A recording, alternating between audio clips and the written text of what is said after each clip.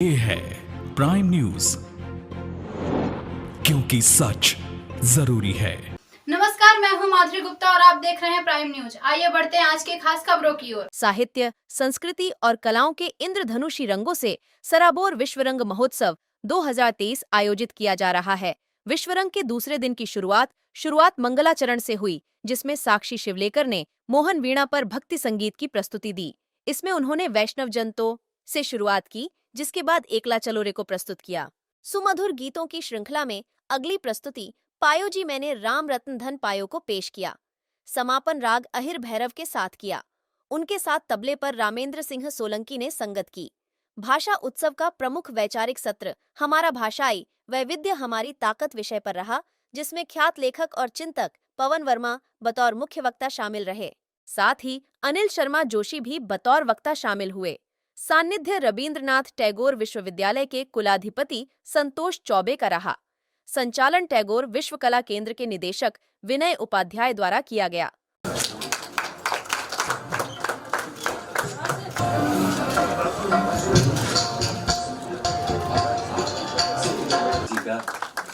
ये उत्तरीय और ये गुलाब खिलाफतव्य दिया था, विश्वरंग को समृद्ध किया था। उनका भी अभिनंदन, उनका भी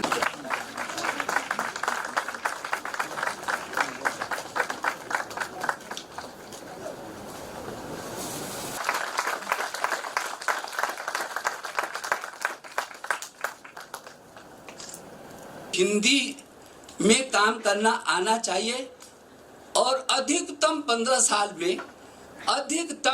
साल में ये हिंदी राजभाषा हो गई पूरे राष्ट्र की। और उसकी वृद्धि के लिए मूलतः संस्कृत से और गौणतः भारतीय भाषाओं के सभी शब्द लिए जाएं और उसको समृद्ध किया जाए। इसलिए आज भी हिंदी में तमिल, तेलुगु, मलयालम, कन्नड़, गुजराती, मराठी, बंगाली सबके शब्द हैं। और आज दुनिया की सबसे समृद्धतम यदि शब्दकोश में देखेंगे तो वो हिंदी है। सारी दुनिया में सर्वाधिक जानने, पहचानने, सुनने और समझने वाली भाषा आज हिंदी है। इसमें किसी को क्या संकोच है, क्या दिक्कत है? आज हिंदुस्तान यदि हिंदी में, मेरे देश के प्रधानमंत्री अटल बिहारी वाजपेयी ने जब बाहर भाषण दिया, किसी को भी लगा कि हिंदुस्तानी है। आज नरेंद्र मोदी जी यदि हिंदी में भाषण देते हैं तो वो पहचान है हिंदी इस देश की। भाषाओं में क्यों विवाद करना चाहते हैं? केवल अपनी राजनीति के लिए। सब भारतीय भाषा हमको सशक्त करनी है साहब।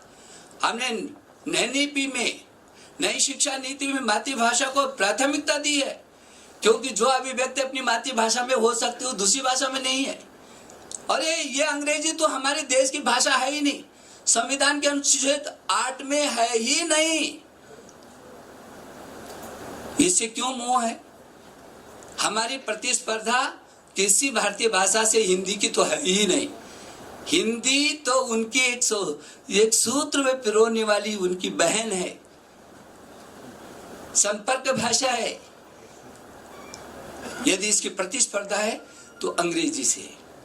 और जो बड़ी बड़ी बातें करते हैं, मैं जब देश का शिक्षा मंत्री था और एनईपी को लाए तो हमारे बहुत सारे मित्रों ने संपादकीय लिखे। कोई लोगों ने मुझे कहा, डॉक्टर निशंक आप तो कह रहे हैं कि दुनिया में एनईपी को लेकर के हम पूरे विश्व में विश्वगुरु बनेंगे और आप अंग्रेजी का विरोध करें।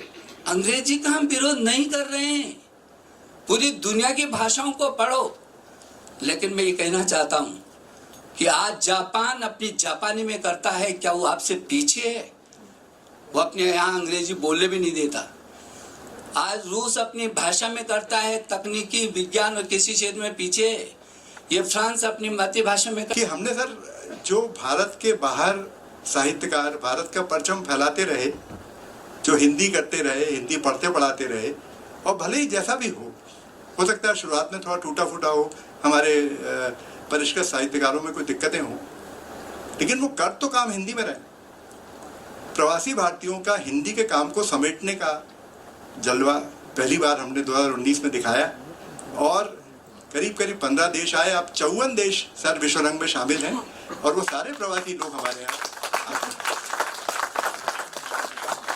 और मैं ये कहना चाहता हूँ कि हिंदी के विस्तार का काम समुदाय को करना है, वैसे ही जैसे बांग्ला के काम बांग्ला वाले करते हैं या बाकी और लोग करते हैं, तो हमारा समुदाय करे, हम भारत सरकार की तरफ इतना ज़्यादा न देखें कि भाई हमें करो। उनके पास में 22 भाषाएं हैं, वो सबका संवर्धन करेंगे, पर हिंदी भी है, हिंदी बड़ा समूह है। तो हम अपना काम को आगे बढ़ाएं, नेटवर्क को आगे बढ़ाएं, पूरे विश्व में नेटवर्क को जो हिंदी बोलने वाले लोगों के साथ मिलाएं और अन्य भाषाओं के साथ संवाद करते चलें, अनुवाद का काम करते चलें और इस तरह एक ग्लोबल नेटवर्क की स्थापना हो। तो अभी अनिल जी ने आपको बताया, असल में 2 चीज़ें हैं। अंतर्राष्ट्रीय हिंदी केंद्र तो यहाँ स्थापित हो चुका है, उसका उद्घाटन अभी हम लोग करने जाने वाले हैं, लेकिन जो सचिवालय है उसको हम लोग दिल्ली में, क्योंकि दिल्ली में बहुत सारे सरकारी संस्थान हैं और लोग हैं, तो वो वहाँ रखना चाहते हैं। और निशंक जी के बारे को मैं बहुत धन्यवाद देना चाहता हूँ कि मेरे बगल में बैठे थे वहाँ लंदन में, और उन्होंने मुझसे कहा कि ये बहुत ज़बरदस्त आइडिया है कि हम सारे इसको समेटें और जो सरकार का आपको सहयोग चाहिए उसको एंश्योर करने का काम मैं करूँगा और मैं सारे लोगों को बुलाऊँगा। वर्धा विश्वविद्यालय है, केंद्रीय हिंदी संस्थान है, हिंदी का इतना बड़ा वो इंफ्रास्ट्रक्चर देश में बना हुआ है। सर हम उसके कैटलिस्ट की तरह काम करें, हमारा जो ग्लोबल नेटवर्क है वो काम करे, समुदाय सामने आए, वो वजन वहन को उसका बोझ वहन करे और सरकार की भी सारी संस्थाएं सिर्फ हाथ लगाएं तो हम लोग बड़ा कमाल कर सकते हैं। तो ये जो अंतर्राष्ट्रीय केंद्र होगा वो किसी भी फॉर्म में हो सकता है, वो वैश्विक हिंदी परिवार हो सकता है, कोई भी, मतलब जितने लोग हैं सबका स्वागत है।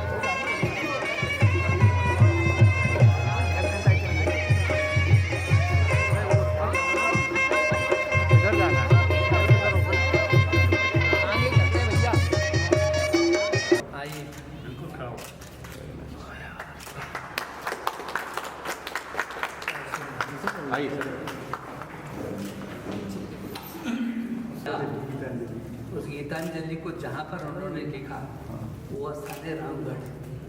अच्छा, हरिबाग के पास में ना उत्तराखंड। अच्छा, उत्तराखंड का और वहाँ पर हम टाइगर टॉप बनाए, जब उत्तर प्रदेश में संस्कृति बनती था उस समय टाइगर टॉप बना वही रहे। संस्कृति केंद्र संजय भैया मैंने कहा केंद्र प्रवासी भारतीय साहित्य